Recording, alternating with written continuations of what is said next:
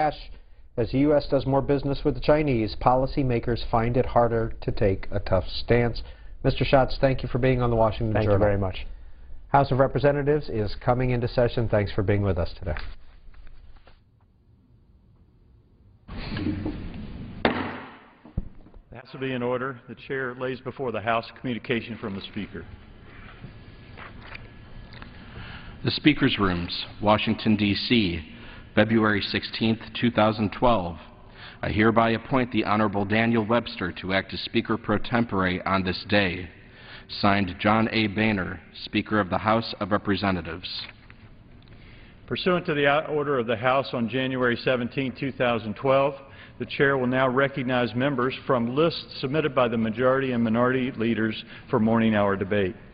The Chair will alternate recognition between the parties, with each party limited to 1 hour and each member other than the majority and minority leaders and the minority whip limited to 5 minutes each. But in no event shall the debate continue beyond 11:50 a.m. The Chair recognizes the gentleman from North Carolina, Mr. Jones, for 5 minutes. Mr. Speaker, thank you very much. Mr. Speaker, I wish all of the members of the House could take the time to read the National Intelligence Estimate on Afghanistan. It's classified, but I think they would benefit greatly as we continue from both parties to try to bring our troops home from Afghanistan sooner than 2013. And I do want to compliment the Secretary of Defense, Mr. Panetta. I did yesterday in a hearing, and thanked him for saying that he would start bringing the combat troops home by 2013. Mr. Speaker, I've been advised by a Marine general for the last 3 years on Afghanistan. I have great respect for him. He's a man of faith, and he's served our country at the highest rank in this particular type of service. I can't say his name because he asked me not to use his name publicly. But this Marine general has been my advisor for 3 years. We exchanged emails last week, and I'd like to share for the House a couple of his thoughts on the email that he sent to me last week. And I quote, Mr. Speaker, "Attempting to find a true military and political answer to the problems in Afghanistan would take decades, not years, and drain our nation of precious resources, with the most precious being our sons and daughters. Simply put, the United States cannot solve the Afghan problem, no matter how brave and determined our troops are." He further stated, "We need to bring our people home and prepare for the real danger that is growing in the Pacific." Again, this man, I have the utmost respect for him, and I think the American people would if I could say his name. I'd also like to share that one of our Marines who's serving as a Village Stability Operations team leader in Afghanistan, they're known as VSOs, emailed recently a friend of his, and the friend shared the email with me, and I quote, "If you ask me if it's worth a single American life to build governance in Afghanistan, I would say no." And this man's over there trying to help the Afghan people, but obviously he has no faith. He basically said, and I'm paraphrasing there, he has absolutely no confidence in the Afghan being able to have a functional, successful military or police force. I thank him for his thoughts, and I've shared them with the House today. There's a Lieutenant Colonel Danny Davis that some of us in both parties have met with, who spent 9 months in Afghanistan, and 3 weeks ago he came out publicly. He's active duty Army colonel, and saying that it's time to get our troops out. There's nothing we're going to change in Afghanistan. And I want to say that I respect the colonel for trying to tell the American people the truth and telling Congress the truth. That we're spending $10 billion a month to prop up a corrupt leader, and nothing's going to change. That's why I shared the thoughts of the team leader and also the retired Marine general. In a Wall Street Journal article, February the 10th, titled "Roads to Nowhere, Program to Win Afghan Fails," and I quote, it's a long article, but one paragraph, "3 years and nearly $270 million later, less than 100 miles of gravel road have been completed, according to American officials. More than 125 people were killed and 250 others were wounded in insurgent attacks aimed at derailing the project," U.S. aid said. The agency shut down the road building effects in December. Mr. Speaker, this is what we're trying to say, both parties are trying to say. We keep spending money we don't have. We're cutting programs for children and senior citizens. We can't help with infrastructure, but we can find $10 billion a month to prop up a corrupt leader. Does that make any sense? I think not. The American people have said it makes no sense at all. I have a photograph, well, a poster actually, Mr. Speaker. This is a beautiful little girl who's 3 years old. Her mother's in tears. Her grandmother is petting the mother on the shoulder. The little girl is looking at a Marine officer who's presenting a folded flag to the mother. And all I can think about that little girl is one day she will ask her mother, "Tell me about my father." And the mother would say, "Well, your father was a wonderful man and he gave his life in Afghanistan." Then the little girl will go to school and she'll read the books about the war in Afghanistan. And she'll say, "Why did my father die? He died for nothing. He died for a corrupt leader that history has said Afghanistan will never, never change." So, Mr. Speaker, I want to thank my colleagues on the Democratic side who have joined me and my few Republicans who have joined me on the Republican side. Let's bring our troops home. Let's spend the money here in America, and let's save the lives of our soldiers and Marines and all those who serve in the military. Mr. Speaker, I ask God to please bless our men and women in uniform. I ask God in His loving arms to hold the families who've given a child dying for freedom in Afghanistan and Iraq. I ask God to please bless the House and Senate, that we would do what is right in the eyes of God. I ask God to please bless the President, that he will do what is right in the eyes of God for the American people.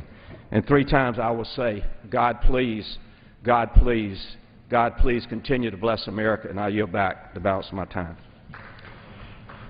Chair recognizes the gentleman from Oregon, Mr. Blumenauer, for 5 minutes.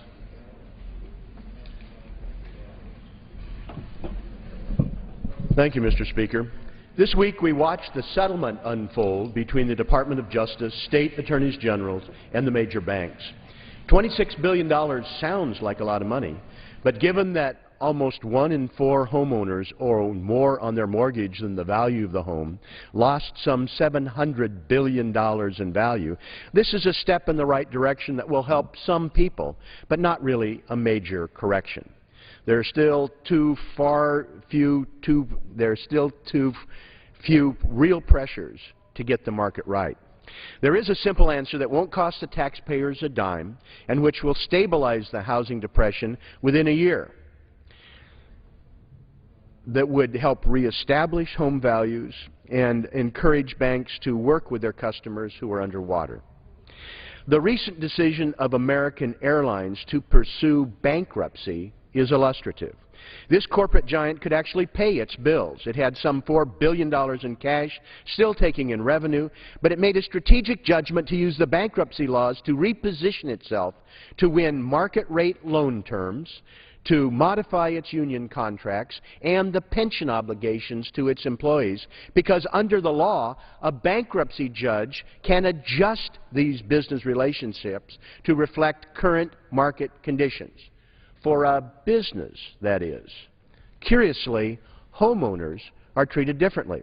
A business speculator could buy 10 units in a condominium in South Florida when the housing bubble bursts and can get bankruptcy relief on all 10 units, but not Sally Sixpack, who bought an identical unit to live in. What is it about the homeowner that makes them less worthy of relief than for the fresh start of bankruptcy than the speculator or American Airlines? The answer's right here on the floor of the House of Representatives. Congress has decided to look out for business, not the homeowner. The daisy chain of profit we saw collapsing under the weight of colossal greed and bad judgment were protected at the expense of the homeowner, who was trapped with limited options to renegotiate, with no leverage, simply face foreclosure, a short sale, or what is described as jingle mail. Send the keys back and walk away. It's interesting that homeowners have been urged that it's their moral duty, their obligation to pay, even as the Mortgage Bankers Association itself reneged on the mortgage on its headquarters and stiff the lender to a tune of $30 million. Homeowners are expected to do the right thing even if we're seeing a cavalcade of misdeeds, shortcuts, and in some cases, outright fraud. I've been unable to find any good reason that homeowners should be discriminated against in bankruptcy. If it's good enough for business, it should be good enough for the homeowners. There are lots of reasons to change that policy. First, it's simple equity, same treatment. In addition, making bankruptcy relief available to homeowners will make the system respond to reasonable requests for renegotiations, which would be cheaper, faster, and easier than the foreclosure process. The simple act will stem the flood of foreclosures and uncertainty, which will help stabilize home values currently in freefall. And it will make it harder for another speculative bubble. Knowing that homeowners will be treated the same as business in bankruptcy will make people think twice about aggregating vast numbers of dicey mortgages, simply taking a profit and passing it on. I'm introducing the Bankruptcy Equity Act to provide bankruptcy judges the power to align the homeowner's mortgage to its current value and terms and put ordinary homeowners on the same playing field as speculators and businesses. Making sure private and federally insured mortgages are eligible for modification, allowing FHA, VA, and the Department of Agriculture to pay out claims on insured mortgages modified in bankruptcy. For an immediate solution to the foreclosure crisis, allowing families to stay in their homes, to be treated equity, prevent the next bubble from forming, I strongly urge my colleagues to examine the Bankruptcy Equity for Homeowners Act and join me to treat homeowners as fairly as we treat speculators and investors. Thank you, and I yield back. Chair recognizes the gentleman from Georgia, Mr. Woodall, for 5 minutes. Without objection. Mr. Speaker, I appreciate the time this morning. I've come down here to talk about the budget. I'm a freshman on the Budget Committee. The President's budget arrived on Monday of this week.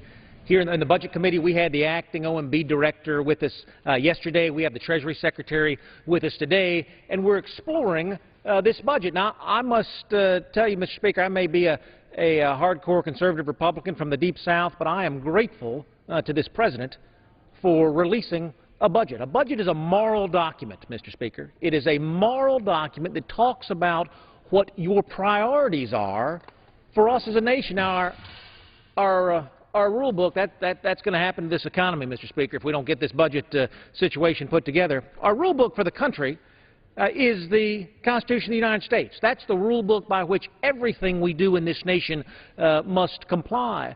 The rule book for our finances is the budget that we pass each year. As we all know, as has been said dozens of times before, the Senate has not passed a budget in over 1,000 days. The Majority Leader has said he was not going to pass a budget again this year. The Democratic Budget Committee Chairman said, but I promised to pass a budget this year. Majority Leader said, well, you can pass a budget, but I'm not going to have it considered on the House floor.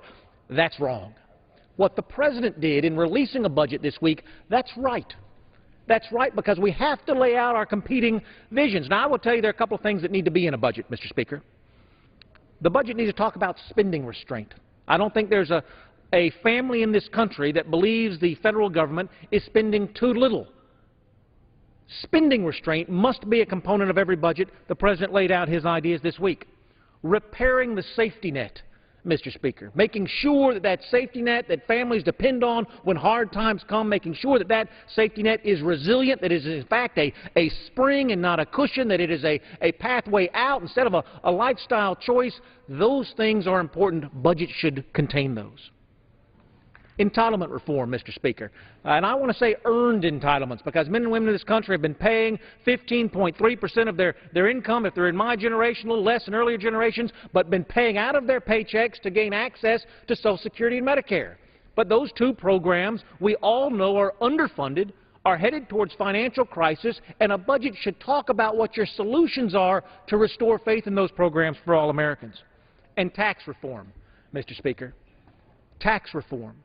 There's not a person in this country, Mr. Speaker, that likes the tax code the way it is. There's not a congressman in this room who, if they sat down with a blank sheet of paper today, would craft this United States tax code to govern our nation. It's in need of reform, and we can do that.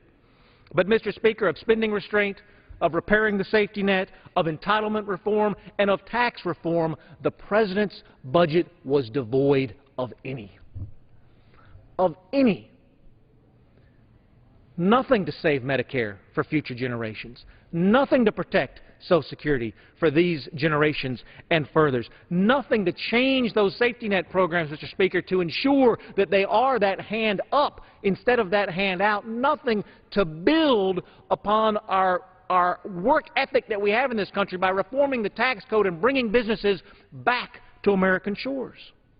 I encourage folks to go and look at that budget. They can see it, Mr. Speaker. It's www.omb.gov. That's the Office of Management and Budget. It's the White House website where they can view that budget. I encourage them to tune into the Budget Committee, Mr. Speaker. We're, again, having hearings on that budget all week, and we'll continue into the future. And then I encourage folks to look at the process that happens here in this body, Mr. Speaker, where absolutely any member of Congress can introduce absolutely any budget that expresses their priorities. An open process where absolutely all budget ideas are considered. It is a hallmark of this institution, Mr. Speaker. I welcomed it last year and was proud of the result of that debate in what was once the Paul Ryan budget, then the House Budget Committee budget, then the House budget for all of the land, and I look forward to that process continuing again this year. And with that, Mr. Speaker, I yield back the balance of my time. Chair recognizes the gentleman from Massachusetts, Mr. Neal, for 5 minutes. Without objection. Mr. Speaker, I rise today to talk about a piece of legislation that I'm introducing later on in the afternoon, the Automatic Individual Retirement Account Act of 2012.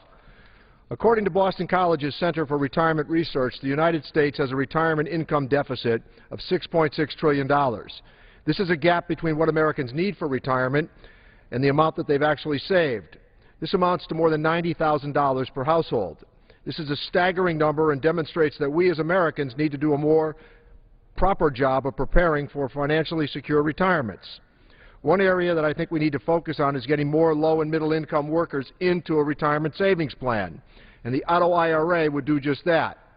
It's estimated that 75 million Americans, half the American people who get up and go to work every day, are not in an employer-provided retirement plan or other opportunity to save through workplace contributions. The Auto IRA Act offers a common-sense solution to dramatically expand retirement savings in the U.S. Under this proposal, tens of millions of workers would be eligible to save for retirement through a payroll deduction. And it has been estimated that the Auto IRA proposal would raise net national savings by nearly $8 billion annually. This legislation would create automatic payroll deposit retirement accounts, or Auto IRAs, for workers who do not have access to employer-provided qualified retirement plans. The bill would require employers to automatically enroll employees in the Auto IRA unless the employee opts out. These are set-it-and-forget-it payroll deposit accounts. I am sensitive to the increased burden on small business, so the bill provides for a tax credit for employers with less than 100 employees in order to offset the administrative cost of establishing this initiative. Furthermore, only employers with at least 10 employees who have been in business for at least 2 years would be covered by the bill. And the bill does not mandate any matching contribution by employers or other fiduciary responsibilities for the management of the accounts. It's my hope that once employers start participating in the Auto IRA program, they will decide to convert these arrangements to the broader 401k plans.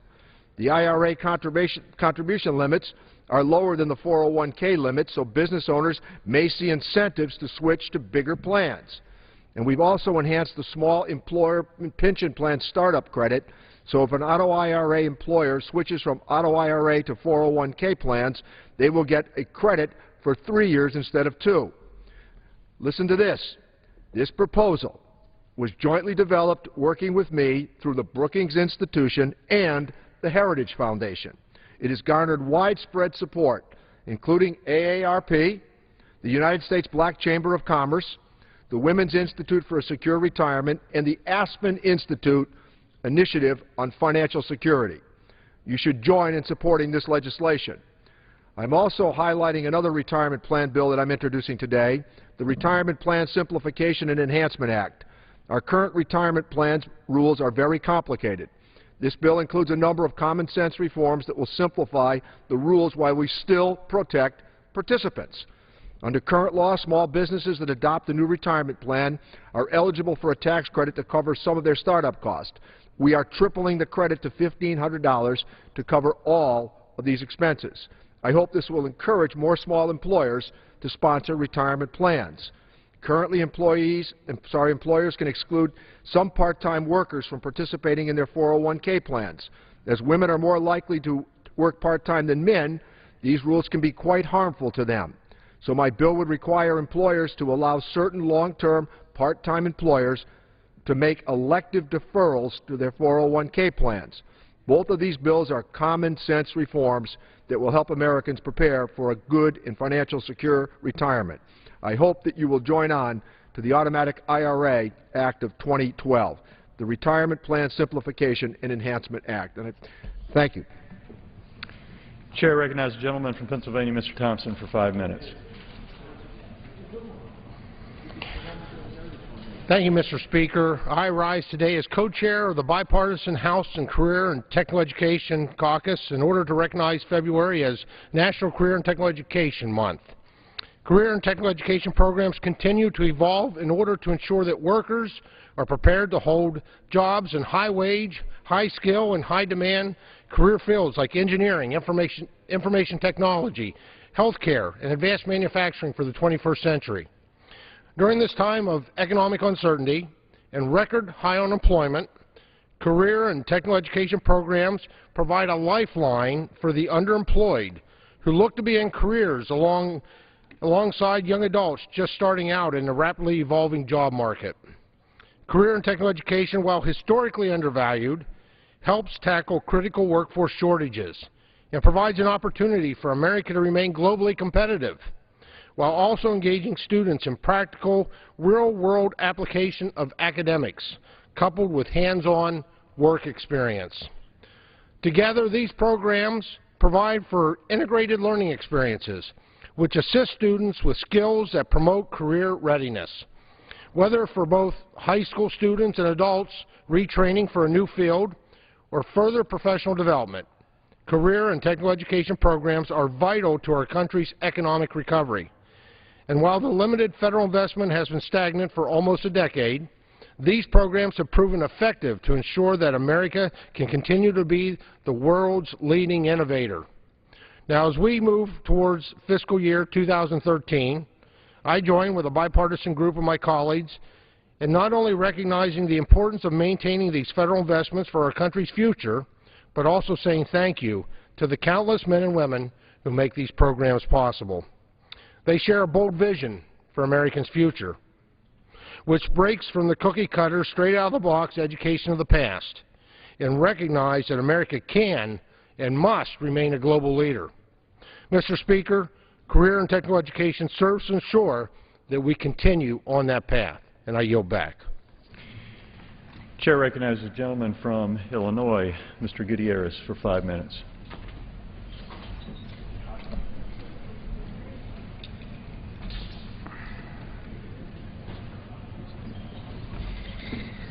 One of the many things I love about America is that we're a country of second chances. You can fail and still have a chance to get ahead in our nation of opportunity. There was a time that it looked like Steve Jobs might not make it. He was forced out of the company, and Apple looked like it might become a historical footnote until Apple realized its mistake and asked Steve Jobs to return and put him back on the top. Our current basketball sensation, Jeremy Lin, knows a thing or two about second chances. He was undrafted by the NBA, and he was cut twice before landing on the New York Knicks. Other than my hometown Chicago hero, Derrick Rose, Lin is the most exciting story in sports. America is about second and third and fourth chances, which brings me, of course, to Newt Gingrich. Now, some might say that Newt's being considered at all for President of the United States is a second chance. After all, his reign as Speaker of the House did not end well. It didn't end with good policy for America, good politics for Republicans, or good feelings about his personal reputation. Yet, he's hanging in there in the race for Commander-in-Chief. Now, that's a second chance I'm talking about today. I'm talking about Newt Gingrich's reaction to President Obama's effort to provide contraceptive coverage to all American women. Mr. Gingrich has been trumpeting his outrage from Meet the Press to CPAC to any town hall meeting that will have him. He said, and I quote, President Obama has basically declared war on the Catholic Church. To be clear, quote, President Obama has basically declared war on the Catholic Church. That's the second chance I want to talk about this morning. Newt Gingrich as spokesperson for the Catholic Church. Newt Gingrich as the right man to stand up as protector of the values of the Catholic faith. If Newt Gingrich, Catholic spokesperson, is not a generous, forgiving second chance, that I don't think one has ever existed in America. Now, I'm Catholic, and as a pro-choice legislator who strongly believes that no American woman should be denied contraceptive coverage based on where she works, I don't always see eye to eye with my church. So I don't pretend to be a spokesman or someone who can speak for all Catholics. Good people can disagree on tough issues. But apparently Newt Gingrich is well positioned to decide when our president has declared war on the Catholic faith. He isn't reluctant to speak on their behalf, even with a personal history that seems to be at odds with some of the teachings of the Catholic Church. Frankly, I think his personal life is none of our business, but when he wants to dictate morality to the rest of America, when he accuses our president of engaging in religious persecution, when he demands that his personal values be shared by all American women, he makes his personal life part of the public discourse. I support the president's call for equity for all American women. I salute him for standing up for fairness in contraceptive coverage in all health care plans. I support the president's effort to find a compromise that respects every American's religious beliefs. He did something hard for a leader. He listened to his critics, he worked to find common ground, moderate ground, and he changed. And I applaud him for that. And I applaud the American people for reminding us that everybody gets a second chance, even a chance for Newt Gingrich to stand up for American Catholics. If Newt Gingrich can speak for American Catholics, then it's true. In America, anything is possible. Just consider what could happen. Maybe Charlie Sheen can become the spokesperson for the temperance movement. Lou Dobbs can be the face for immigrant rights. LeBron James can be in charge of the Cleveland Chamber of Commerce. And the cast of Jersey Shore can lead a national campaign for manners, humility, and modesty. If Newt Gingrich can do it, why can't they? In fact, if Newt Gingrich can do it, why can't I? This is me with Senator Bill Bradley. He's over 6'6", and I'm barely 5'6". He has noticed the difference, and he's given me a friendly kiss on the top of my head. So I'm pleased to announce today that if Newt Gingrich can speak for all Catholics, I'm going to start speaking for all tall people. That's right.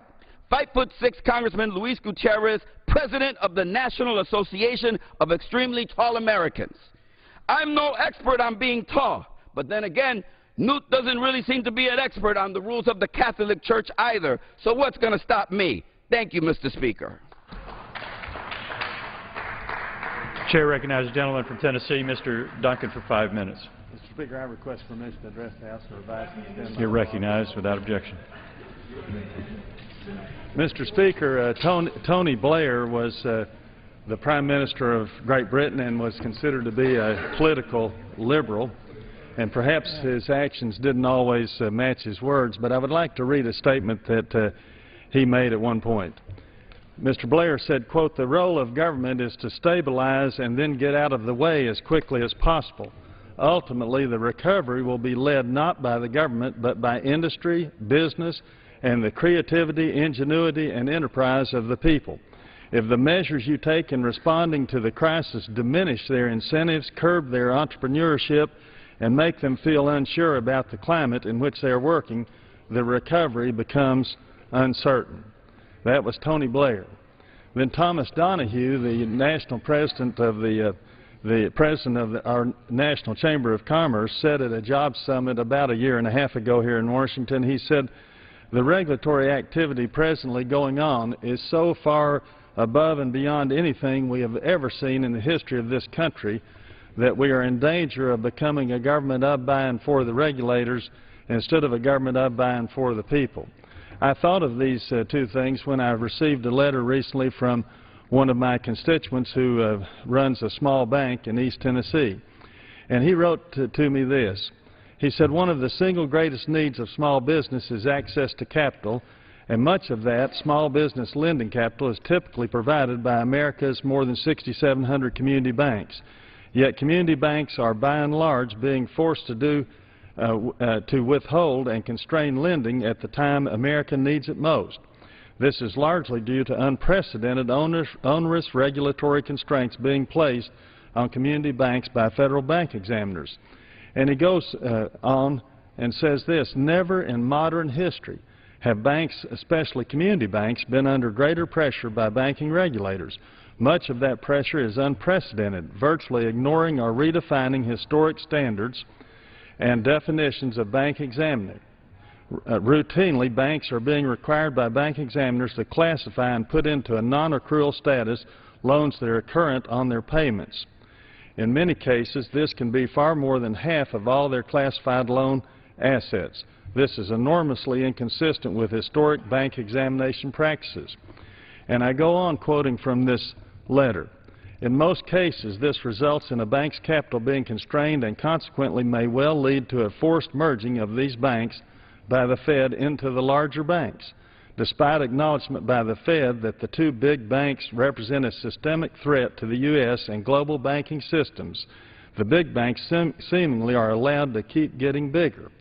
And that is a serious problem. It was the too big to fail banks that got us into the mess that we got into in the first place.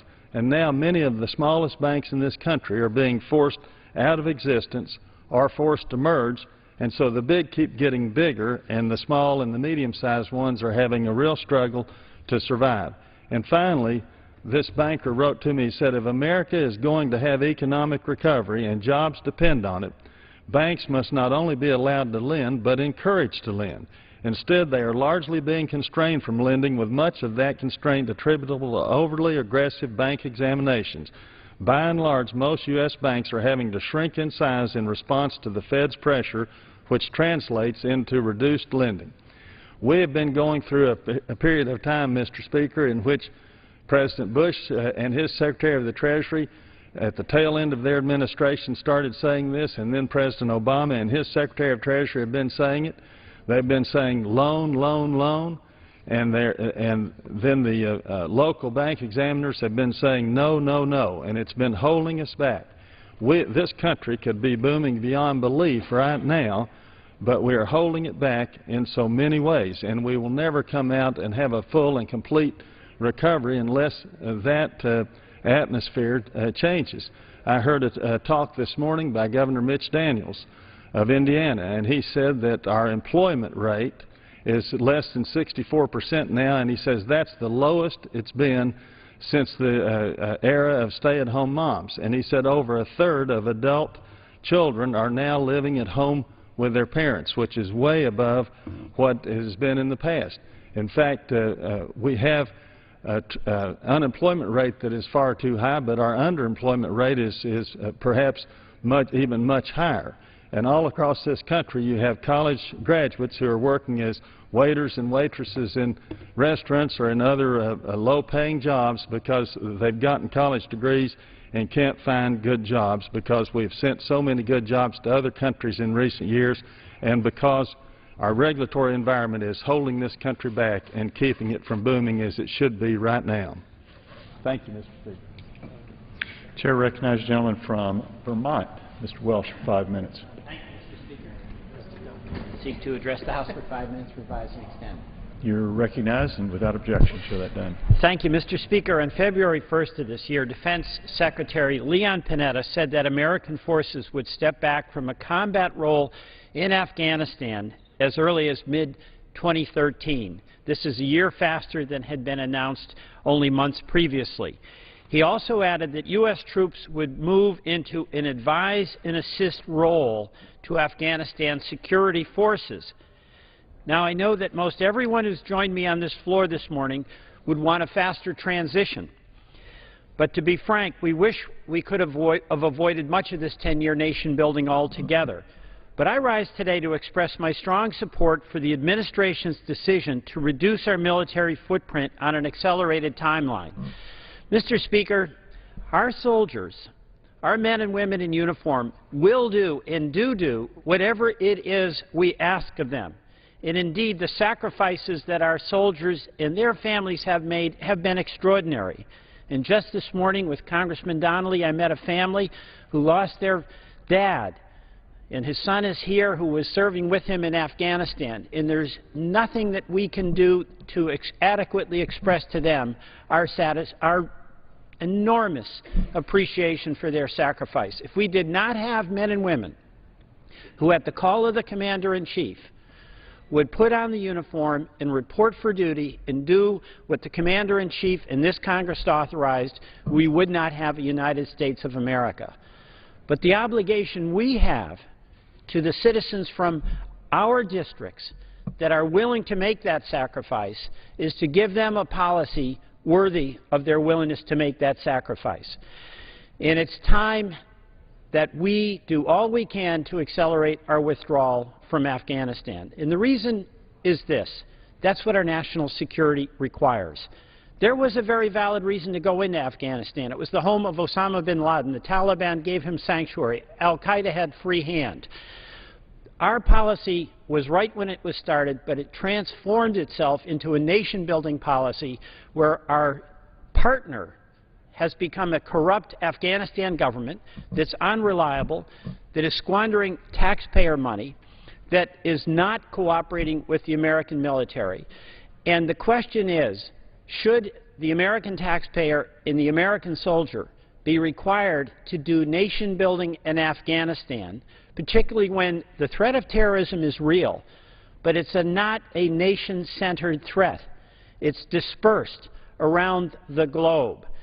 And the new American policy of counterterrorism as opposed to counterinsurgency, that is going after terrorists where they are as opposed to nation building where some may be, is the right direction for this country to go. So, Mr. Speaker, the policy announced by Mr. Panetta to accelerate that withdrawal is overdue, it's timely at this point, and I strongly support it and urge my colleagues to do so as well. I yield back. Chair recognizes the gentleman from Illinois, Mr. Shimkus, for 5 minutes. Thank you, Mr. Speaker. Action has consent to advise. Without objection. Thank you.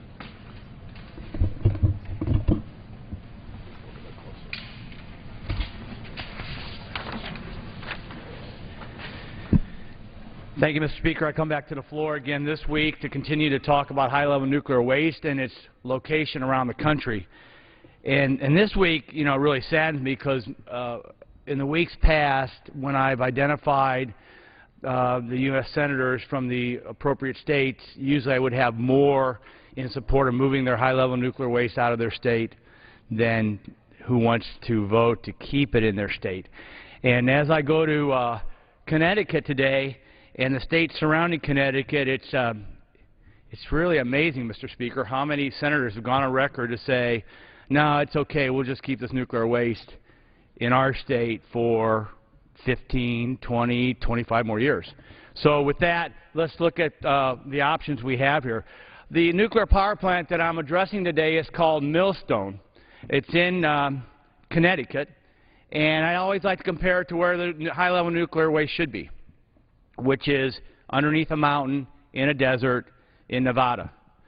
So at Yucca Mountain, currently, which is we've passed into law, by definition, 1987, we said Yucca Mountain will be the location for our high-level nuclear waste. It's the law of the land. So how have we done? How much nuclear waste is at Yucca Mountain, this mountain in a desert? Well, we don't have any. We've already spent $15 billion. The waste would be stored 1,000 feet underground. The waste would be stored 1,000 feet above the water table. And the waste would be 100 miles from the nearest body of water, which would be the Colorado River.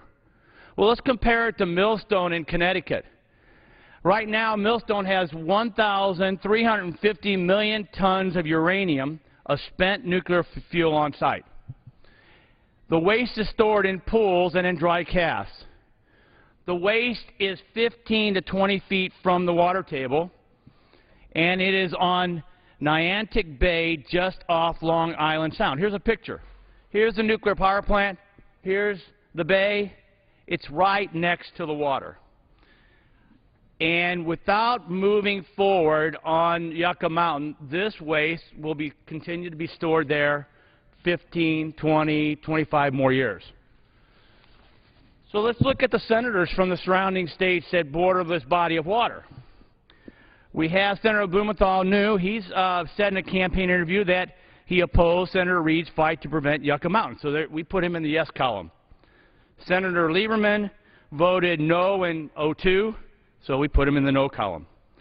Senator Lautenberg from New Jersey voted no on the Senate Appropriations Committee amendment to restore funding, so we put him in the no column. Senator Menendez from New Jersey has been a vocal critic, and so he's in the no column. Christine Gillibrand, senator from New York, we have her as undecided. We're kind of waiting for her to take a position. Part of this debate is to at least get senators on the record somehow to see where they will be on this position. Senator Schumer, obviously fairly close to Connecticut and New York City, he had voted no in 02. Senator Jack Reed, actually a pretty good friend of mine from Rhode Island, voted no in 02. Senator Whitehouse, a Democrat from Rhode Island, we have as really undecided. 2 undecided, a whole bunch of nays, 1 yes. So how does that do for our total tally of where senators are at this time based upon the information we have? Well, we have 41 senators who say we need to move a high-level nuclear waste out of our state to a desert underneath a mountain. We have 14 that we really have no public record on. We'd like to see the Senate sometimes take a vote and figure out where they might be. And we have 15 nays. Now, why is this important?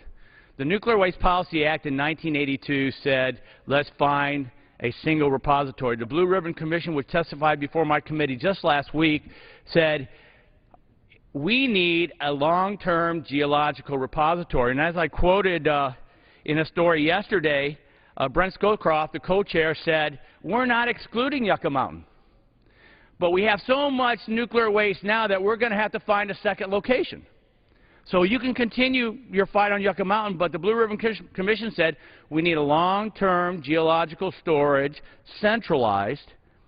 We're just saying we already have one. If we're going to need a second one, then we better start that process of looking at a second one. But we ought to start filling up the first one. We've spent $15 billion.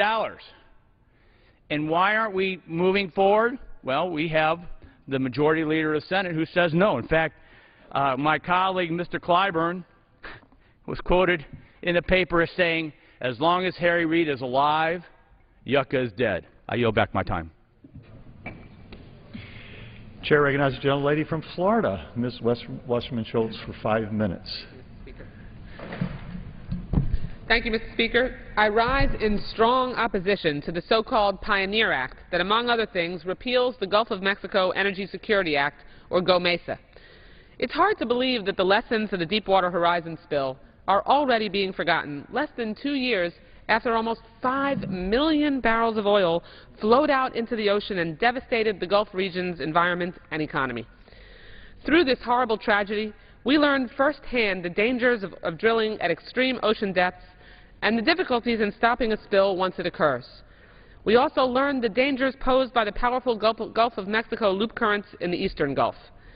These loop currents are capable of transporting spilled petroleum into the Florida Straits, through the Florida Keys, and onto shorelines up the Atlantic side of my home state, endangering hundreds of miles of coastline in Florida and beyond on up the East Coast. We were extremely lucky that more of Florida was not affected by the Deepwater Horizon spill in 2010, and that the site of the spill was not within these normally occurring loop currents. Allowing drilling in the eastern Gulf of Mexico would place leasing directly within the strong loop current and is the height of folly. Even if we didn't have such a powerful precautionary tale as the Deepwater Horizon accident, drilling near Florida's coast simply doesn't add up. Florida's $65 billion tourism industry relies on pristine beaches. Florida is also home to 85% of the United States coral reefs, 85%, which are profoundly sensitive to oil spills. Coastal resources like mangroves and seagrasses would also be put in harm's way, as well as Florida's vibrant commercial and recreational fishing industries.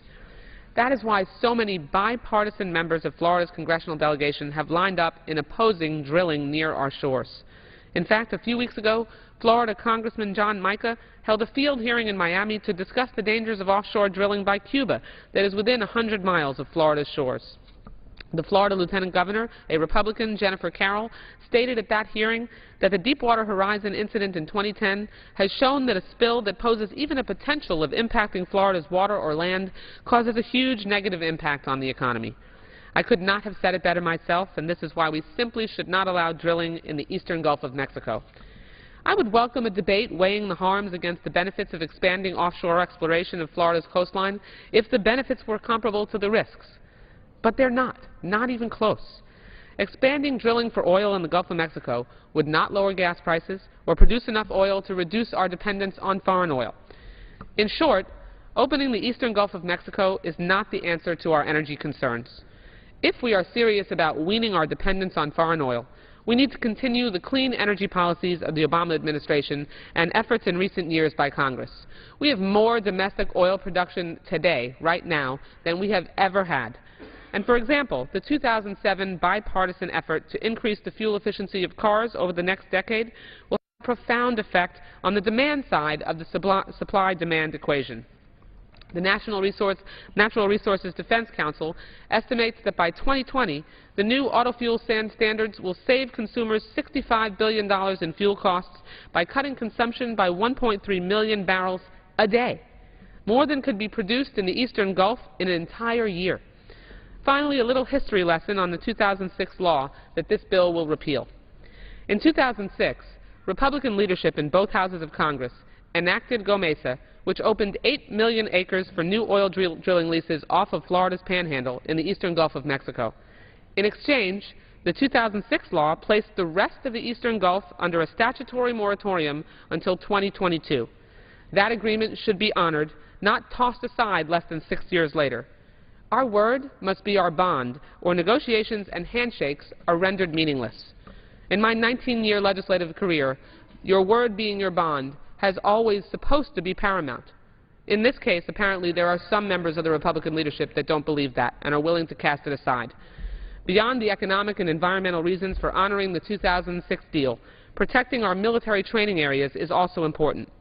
The military uses the eastern Gulf of Mexico for training operations, and the Pentagon has said that drilling structures and associated development are incompatible with military activities like missile flights, low-flying drone aircraft, and training. For this reason, the Pentagon has long opposed expanding offshore drilling in the eastern Gulf. The 2006 law incorporates an agreement between the Department of the Interior and the Defense Department to set aside waters east of the military mission line to preserve military readiness. On behalf of Florida's tourism industries, fishing industries, and on behalf of the needs of the Defense Department and in the name of military readiness, I urge my colleagues to remove this terrible provision from this legislation. To add insult to injury, it is unconscionable that House leadership has refused to even allow a vote on a bipartisan amendment that I co-sponsored with my Florida colleagues that would have stripped out the GOMESA repeal. If they had the courage of their convictions, they would allow a fair and open debate on this. But when you don't have much to back up your argument, you can't allow a fair fight. Thank you. I yield back the balance of my time. The chair recognizes the gentlelady from Tennessee, Mrs. Black, for 5 minutes.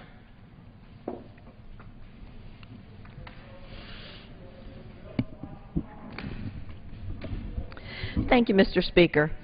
I'm here today to commemorate the life of a truly wonderful man, Mr. Danny Thomas, who represents so much that is wonderful about our country. Born to a poor immigrant family, Thomas understood the meaning of hard work from a very young age. He started work at the age of 10 selling newspapers and worked until he moved to Detroit to go into show business. And after years of struggling, Thomas achieved unrivaled success with shows like Make Room for Daddy, The Andy Griffith Show, and The Dick Van Dyke Show. It was with this success that Thomas started St. Jude's Children's Research Hospital, where no child is turned away because of an inability to pay.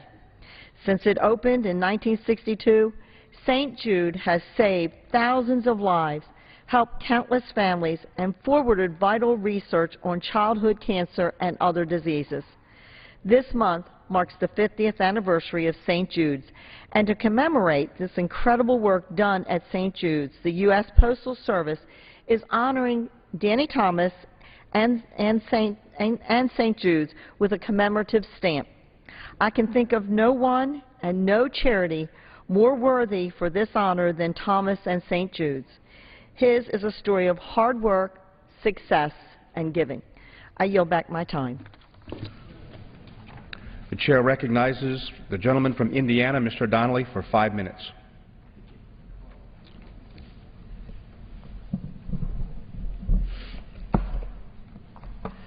Thank you, Mr. Speaker. I rise today to solemnly remember and honor the life and dedicated service of Specialist Robert Tartarus, Jr., a native son of Hamlet, Indiana, and a proud member of the 713th Engineer Company based in Valparaiso and assigned to 81st Troop Command. Specialist Tartarus died along with 3 of his fellow soldiers on January 5, 2012 in Kandahar Province, Afghanistan, of wounds sustained when their vehicle was hit by a roadside improvised explosive device as they scouted for bombs and potential problems along a major supply route. The state of Indiana mourns the loss of the 4 brave men who took on this dangerous mission to ensure the safety of their fellow soldiers. Specialist Tartarus died along with his fellow National Guardsmen, Specialist Brian Leanhart, Specialist Christopher Patterson, and Staff Sergeant Jonathan Metzger. Private Douglas Rakowitz was severely injured in the same incident. Robert graduated from North Judson High School in 1986 and had worked in manufacturing at Faro Corporation in Plymouth. Robert Tartarus served 1 tour in Afghanistan with the National Guard and volunteered for his 2nd deployment when his son Robert Tartarus III enlisted. Father and son left together for Afghanistan in the fall of 2011. Bobby III accompanied his dad's body home to Dover Air Force Base. Robert's posthumous awards include the Bronze Star Medal, Purple Heart, Army Good Conduct Medal, and the Army Achievement Medal.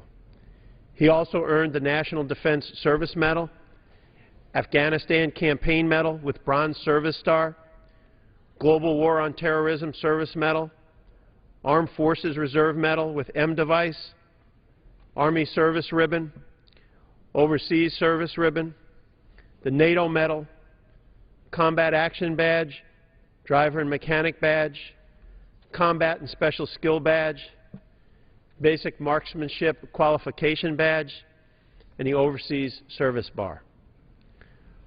It is an extraordinary record, and he is an extraordinary hero. Robert will be remembered by his friends, his family, and fellow soldiers as a dedicated, reliable, hardworking man who cared deeply for his family. He is survived by his sons, Robert III and Matthew, Robert III's wife, Kayla, and they are here with us today. His dad, Robert Tartarus, his sister, Tammy Tartarus Smith, brother Tom, half-brother Darrell Ray Minix, and stepmother Nichelle, as well as extended family and friends who are left to treasure his memory. It is my solemn duty and humble privilege to honor the life, the service, and the memory of Specialist Robert Tartarus, Jr. He is a testament to the great honor possessed and sacrifices made by our men and women in the armed forces. We mourn his passing and offer solemn gratitude for his service and sacrifice. On behalf of the United States of America, we want to thank your family for your service, for your sacrifice, and for everything you have done. God bless you. The chair recognizes the gentleman from Pennsylvania, Mr. Fitzpatrick, for 5 minutes. Thank you, Mr. Speaker. I rise today to speak on behalf of the senior citizens in Pennsylvania's 8th Congressional District who rely on a Medicare system which makes predictable and stable payments to their physicians. I came to Washington with one of the largest freshman classes in recent history to make the difficult decisions that for too long have been deferred and delayed. I'm proud to have joined a bipartisan group of my fellow representatives last spring in passing a budget resolution which address the long-term challenges facing Medicare. The budget resolution we supported provides fiscal stability to a program which will face severe cuts and drastic changes in the future without serious reform. However, while these basic reforms to the existing system are being debated, we are currently faced with a more pressing issue, the solution to which has already earned widespread support among lawmakers, doctors, and healthcare industry groups. The practicality of the sustainable growth formula for Medicare payments has been a subject of much debate in this chamber since its implementation in 1997. Over the course of the past 2 decades, Congress has deemed it acceptable to provide for short-term, temporary fixes to ensure that doctors receive adequate payment for the services they provide to Medicare patients. Short-term fixes provide no stability or predictability to these important service providers. In speaking with a cardiologist in my home of Bucks County, he shared his concerns with me over the way Congress has chosen to handle the SGR. He told me that every time a short-term extension comes up for a vote, he is faced with the possibility of having to lay off employees and reducing his practice in the face of potential cuts. The constant threat of cuts to the Medicare reimbursement rate prevents doctors and hospitals from developing new delivery and payment models intended to reduce rising health care costs and denies them the flexibility they need to achieve savings through improved care. Each time Congress enacts a short-term fix, the scheduled cuts in the SGR formula grow deeper, and the cost of a full repeal increases. A full repeal in 2005 would have cost less than $50 billion. Today's cost is upwards of $300 billion. In the next 5 years, if nothing is done to correct this predictable crisis, the cost of short-term fixes and the total debt accumulated from the SGR will climb to over $600 billion. With the drawdown of the conflicts in Iraq and Afghanistan and the homecoming of many of the brave young men and women who so proudly served our country in those theaters over the course of the past decade, we are presented with a unique opportunity to provide for a permanent fix to the Medicare physician payments and to do so without adding to our already burdensome national debt.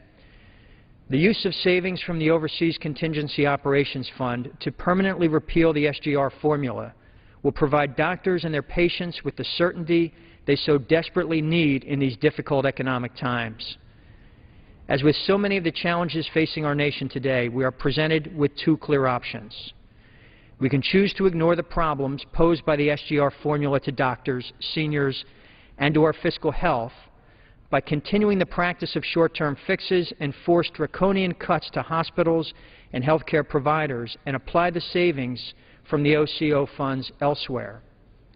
Or we can choose to use these funds to permanently repeal the SGR and to set our Medicare system on a new path and provide for long-term stability for doctors that promote equality, efficiency, and improved health care services for our nation's seniors. I understand that we're presented with another opportunity to provide some breathing room for doctors and their patients as part of the middle-class tax cut bill that looks to achieve bipartisan support here this week. Let us use the next 10 months to engage in some honest discussion about the real cost and impact of the SGR. Let's get this right before the end of the year, and I look forward to working with my colleagues on both sides of the aisle to do just that. I yield back. The chair recognizes the gentlelady from California, Ms. Lee, for 5 minutes. For today, first let me just thank my colleagues, Congressman Jones, Congressman McDermott, Congressman Ellison, and others for speaking out this morning, clearly saying that it's past time to bring the war in Afghanistan to a swift and orderly end. There's no military solution in Afghanistan. We need to bring our troops home now, and we need to make sure that we leave no permanent military bases. The American people are sick and tired of the past decade of war, and they want this war to end.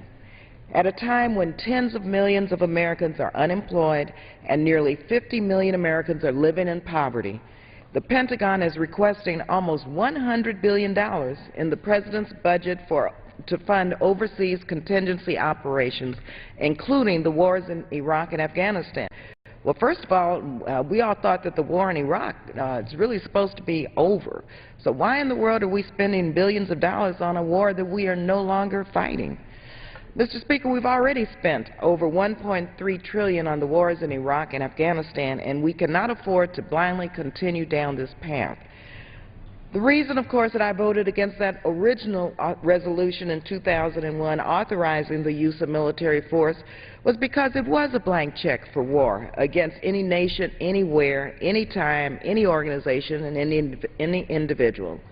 The situation we are in right now, being asked to spend another $100 billion on endless war, is exactly what we should have considered 10 years ago when we went down this path. This war without end must end. While everyone would like a stable democracy in Afghanistan, the facts on the ground suggest that we are not headed in that direction. Yet we've spent hundreds of billions of dollars there. Instead of a stable democracy, we do have a corrupt state that relies almost entirely on foreign countries for its budget. The reality on the ground in Afghanistan stands in stark contrast to the steady reports of progress we have been hearing from those who seek to maintain a military presence in Afghanistan in 2014 and beyond. It's time to bring our troops home from Afghanistan, not in 2014, not next year, but right now. Later today, some of us will be meeting with the courageous Army officer, Colonel Daniel Davis. Colonel Davis wrote a revealing account of the war in Afghanistan after witnessing the huge gap between what the American public was being told about progress in Afghanistan and the dismal situation on the ground. Colonel Davis's assessment is backed up by a recently released report from Afghanistan's NGO safety officer. The report warns NGO employees in Afghanistan not to take seriously the message of advances in security coming from the Pentagon. Mr. Speaker, I ask that this page from the Afghanistan NGO safety